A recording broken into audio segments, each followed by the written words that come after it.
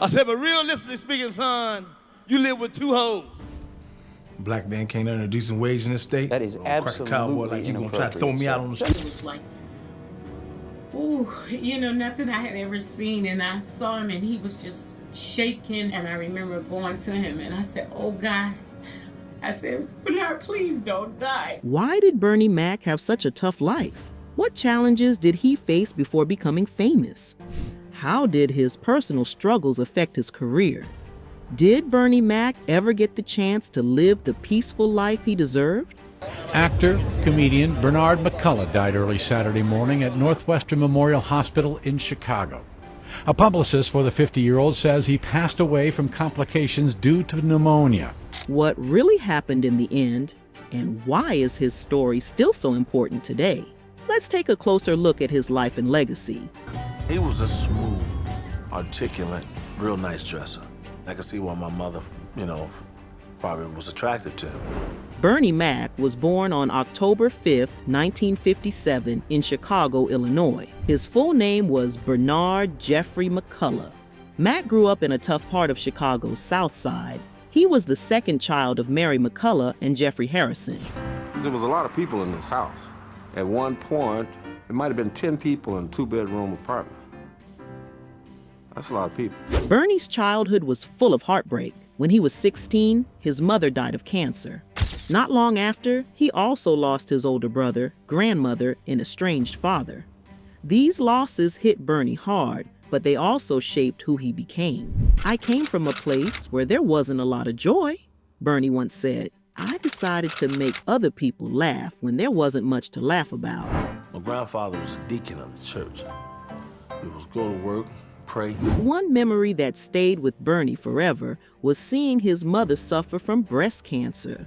He once shared this story in an interview. Bernie had just hit a home run in a baseball game and ran home, excited to tell his mom. But when he walked in, he saw her and noticed something was wrong. She wasn't fully covered, and he saw a scar on her chest. She had surgery to remove a breast because of cancer. As a child, Bernie didn't fully understand what was happening. He tried asking his grandmother, but she told him to talk to his mom. His mother, however, didn't want to talk about it, which left Bernie scared and confused. Even though she didn't tell him much, Bernie's mom tried to prepare for her death. Before she passed away, she wrote a 10-page letter to Bernie's aunt, explaining how to care for him. She believed Bernie had the strength to make it through life without her. Sadly, not long after, Mac lost his older brother and father too. This was a hard time for him, but it didn't stop him from moving forward. Mac started at Chicago Vocational High School. He finished high school in Chicago in 1975. During his 20s and early 30s, Mac worked a lot of different jobs. He worked as a janitor, coach, delivery man for Wonder Bread, bus driver, and more. At the same time, he did comedy on the weekends at clubs and parties. I tell you why Andy Griffith is my favorite, because he was so secure. I love security. Mac's comedy heroes were the Three Stooges and stand-up comics like Richard Pryor and Red Fox. He started performing stand-up comedy at Chicago's Cotton Club. His big break came when he won the Miller Lite Comedy Search at 32. This helped him become more popular as a comedian. But the moment that really put him on the map was in 1992. He performed on HBO's Def Comedy Jam in its 3rd episode. The crowd wasn't being very nice, and Martin Lawrence, who was hosting, couldn't calm them down. Bernie Mac stepped up, went on stage, and said, "I ain't scared of you, motherfucker." The crowd loved him from that moment on. Thank you, goddammit. Also, in 2001, Bernie Mac got his own TV show called The Bernie Mac Show, where he played a version of himself. In the show, his sister goes into rehab, and Bernie suddenly becomes the guardian of her 3 kids. He often broke the 4th wall, talking directly to the audience about his thoughts. The show was full of funny moments that reflected Bernie's real life. He grew up a big fan of the Chicago White Sox, and he often added little references to the team in his show. In one episode, he even had White Sox pitcher John Garland make a guest appearance. Sadly, the show ended after the 2005 to 2006 season. The last episode aired on April 14, 2006. Despite this, The Bernie Mac Show was a huge success. It won many awards, including an Emmy for Outstanding Writing. It also won a Peabody Award and the Humanitas Prize. Bernie's role as a dad on the show earned him a spot on TV Guide's list of the 50 greatest TV dads of all time. I thought you had to go home. Don't you worry about that. You focus on your A-minus. Now, before Bernie got his show, he was on the original King of Comedy tour. The original Kings of Comedy tour was one of the most famous comedy tours in history. 4 legendary comedians, Steve Harvey, D.L. Hewley, Cedric the Entertainer, and Bernie Mac, hit the road together, making people laugh all across America. But while fans loved the show, things weren't as smooth behind the scenes. In a 2018 interview with Vlad TV, D.L. Hewley shared some surprising details about what happened to stop a second Kings of Comedy tour from happening. Because the word motherfucker is a noun. It describes a person, place, or thing. Fans had been hoping for a sequel, but unfortunately, things fell apart. Hewley explained that the real reason the second tour didn't happen was a feud between 2 of the comedians, Steve Harvey and Bernie Mac. According to Hewley, they didn't get along, and that caused major issues when it came to working together. Hewley recalled a moment on a golf course when they were discussing bringing the tour back, but just a day later, everything changed. Bernie Mac decided to walk away, and that was the end of the idea. I remember I was at the golf course, and we were getting ready to put it together, and everybody was all excited. One of the big issues was that the TV networks were giving Steve Harvey more opportunities than Bernie. This caused some tension, and as Bernie's career started to pick up, he decided to leave the group and go his own way. You remember how the Lakers had Chris Paul for a second, and then the next day they didn't? That's how it was. Like, we was together, we were all excited, and the next day it didn't happen. Each comedian had their own unique style, and that might have added to the tension. Steve Harvey, known for his smooth talking, often made jokes about people in the front row. He would poke fun at their clothes, hair, and jobs, keeping the crowd laughing with his playful roasts. Bernie Mac, on the other hand, had a much tougher style. His comedy dealt with harder real-life issues. There were rumors that Steve Harvey might have been a little jealous of Bernie's style, which some believe led to a rivalry between the two. Cedric the Entertainer, who was also part of the tour, agreed with Hewley's comments about the feud. On Shannon Sharpe's podcast, Club Shay Shay, Cedric said, yeah, they were the kind of guys that they just saw it different. Cedric explained that they were both alpha males, meaning they were strong, confident, and wanted things their way. But despite their differences, Cedric said that they were able to work through their issues for a while. Cedric also added that the feud wasn't the only thing that caused problems. He pointed out that the promoter, the person who put the whole tour together, also started to think too highly of himself. This made things more complicated. Cedric believed that the promoter's big ego made it harder for everyone to get along. Ed Lover, a legendary DJ, also backed up what Hewley and Cedric said. On his podcast, Come On Son, Ed Lover revealed that there was a lot of tension behind the scenes. He mentioned that he was once approached to join the Kings of Comedy tour after Bernie Mac passed away. However, he didn't want to be part of it because of how Steve Harvey had treated Bernie. Bernie told me, and he upset with Steve because he said Steve tried to get him taken off for the Oceans movie he did. Ocean's 11? Yeah, and tried to vie for his part after he already got hired. Ed Lover also shared a story about Bernie Mac, telling him that Steve Harvey had tried to stop Bernie from getting movie roles, like a part in the movie Ocean's 11. According to Ed, Bernie Mac told him that Steve Harvey was jealous of him, and that hurt Bernie's career. In a 2003 interview with GQ magazine, Bernie Mac himself spoke out about this tension. He accused Steve Harvey of being jealous of him and trying to mess up his career. Steve Harvey later addressed these claims in a 2010 interview, saying that Bernie's words hurt him deeply. Fans had mixed reactions when they heard about the feud. Some people agreed with Bernie Mac and said they didn't like Steve Harvey either. One fan wrote that they always felt Steve Harvey had a superiority complex and looked down on other black comedians, including Bernie and Cedric. Others believed there was more to the story and thought Steve was involved in even darker things. One person even suggested that the real reason Bernie died was linked to some hidden truths that people would never fully understand. Black man can't earn a decent wage in this state. That is absolutely cowboy like you gonna try to throw me out on the street. Bernie Mac was also known for his roles in several movies. He starred in Head of State and Bad Santa, all of which were very popular. He also starred in Mr. 3000 and Guess Who, a movie that was a remake of the classic Guess Who's Coming to Dinner. I was wrong, okay? It's a good start, Percy. Keep going. I've been wrong for a long time. Now, The Bernie Mac Show was a groundbreaking sitcom that captured the hearts of many viewers, but its journey wasn't without challenges.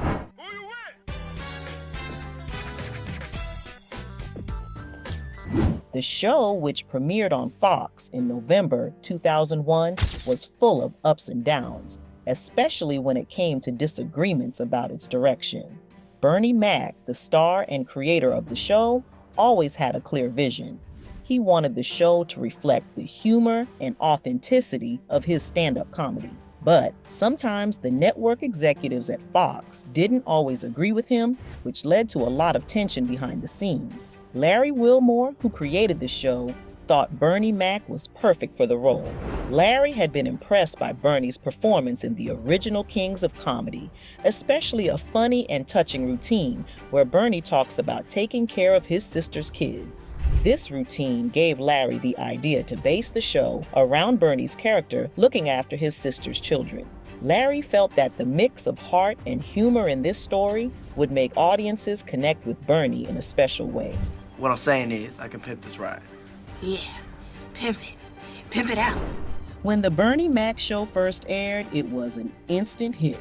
People loved how Bernie would speak directly to the audience, breaking the fourth wall and making them feel like they were part of the show. The first season brought in 9.5 million viewers, which was a great start. The show even won an Emmy for writing and a Peabody Award for excellence in storytelling. I thought you had to go home. Don't you worry about that. You focus on your A-.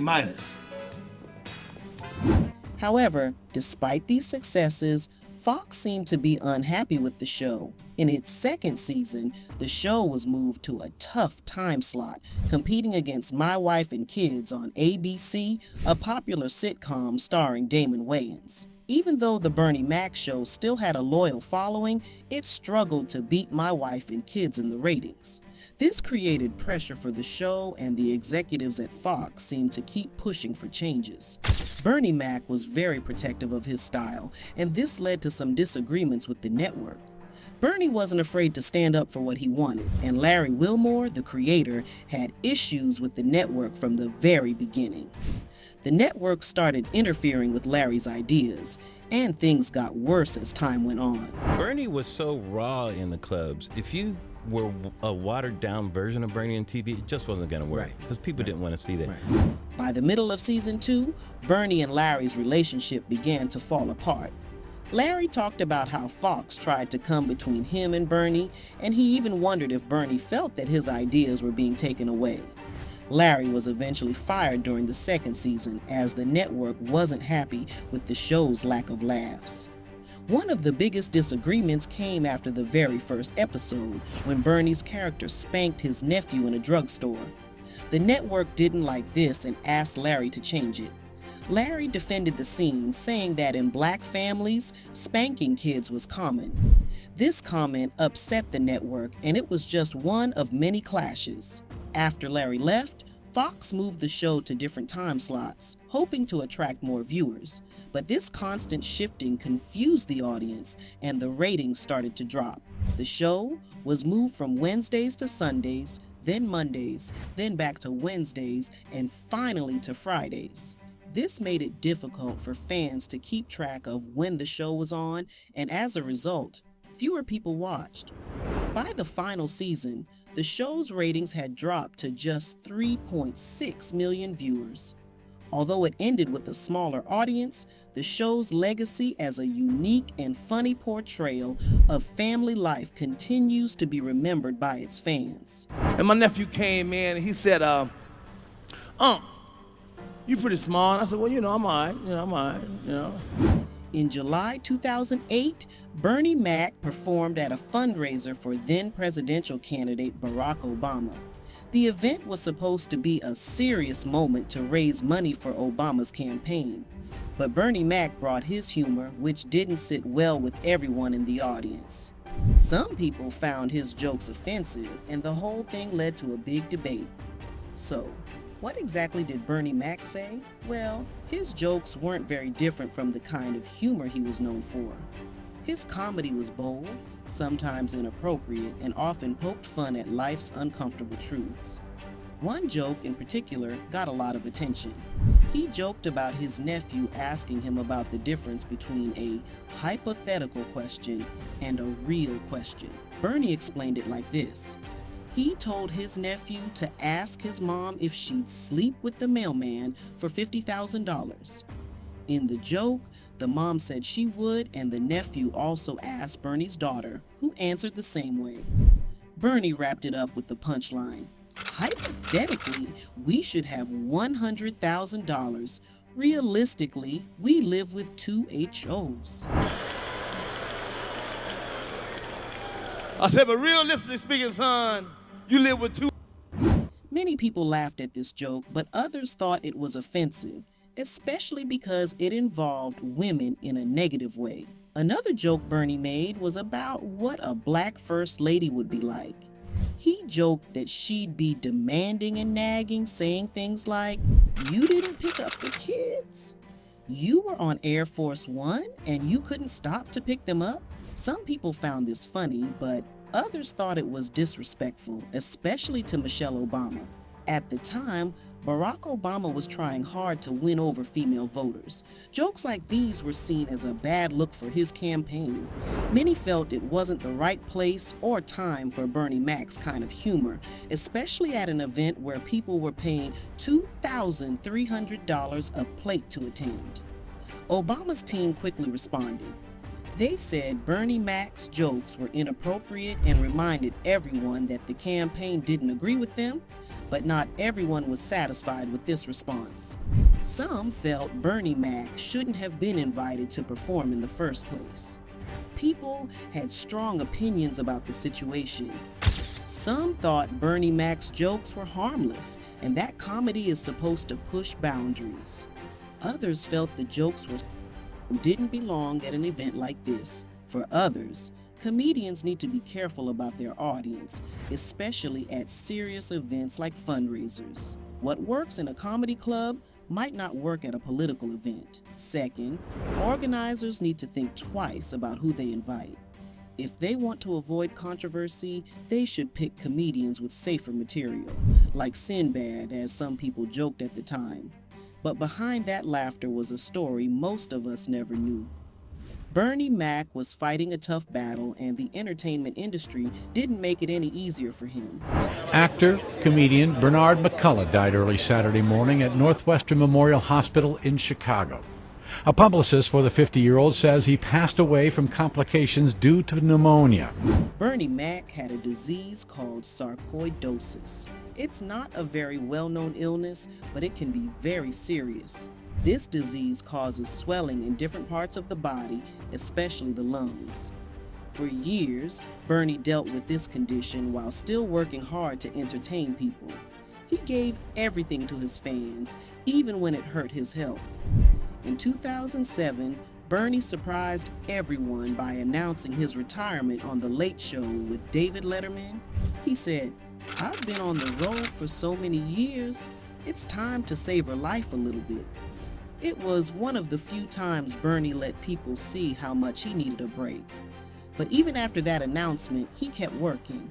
He acted in movies like Transformers and Madagascar, Escape to Africa. His last films, Soul Men and Old Dogs, were released after he passed away. It's heartbreaking to think about how much pressure Bernie must have felt. The entertainment world often cares more about making money than taking care of its stars. Bernie kept pushing himself even when his body was telling him to stop. Mack also suffered from an inflammatory lung disease that had been in remission for the past 3 years. In August 2008, Bernie Mac was admitted to the hospital because he had a fever and was struggling to breathe. He spent 17 days in the intensive care unit, depending on a machine to help him breathe. His wife, Rhonda, and their daughter, Janice, stayed by his side the entire time. His sister-in-law, Marianne Grosset, shared how hard Bernie fought to stay alive. Doctors tried to resuscitate him twice. The first time, Bernie regained consciousness for about an hour, but during the second attempt, his heart stopped again. Bernie's wife described the heartbreaking moment when she saw him in his recovery room. She said his eyes were wide open and he was trembling. Bernie Mac passed away on August 9, 2008. He was only 50 years old.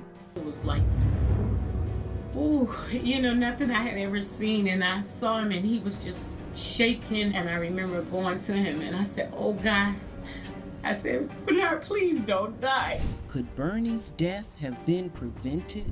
Bernie's wife, Rhonda, believes his death could have been avoided. She filed a lawsuit against one of Bernie's doctors, Dr. Renee M. Earls, claiming that he didn't give Bernie the care he needed.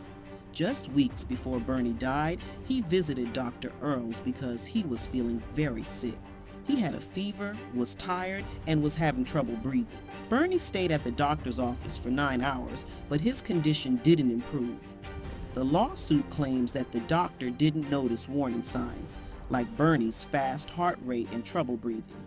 The doctor also didn't call 911 or send Bernie to the hospital, even though it was clear he needed urgent care. Some medical experts believe Bernie's life could have been saved if he had received timely treatment. Bernie wasn't just a comedian or actor, he was a husband, father, and friend.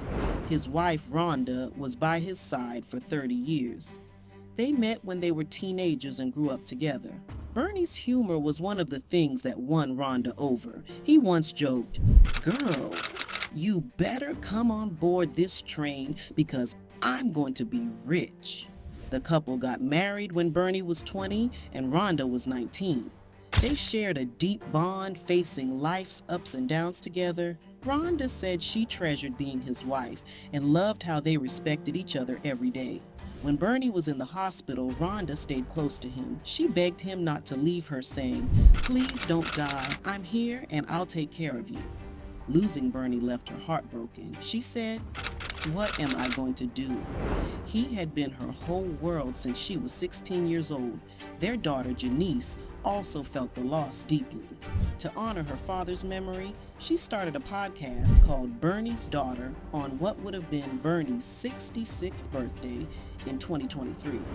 In her first episode, she said, "You told me you would never leave me, and you've kept your promise." The podcast is her way of keeping Bernie's legacy alive and sharing her love for him with the world.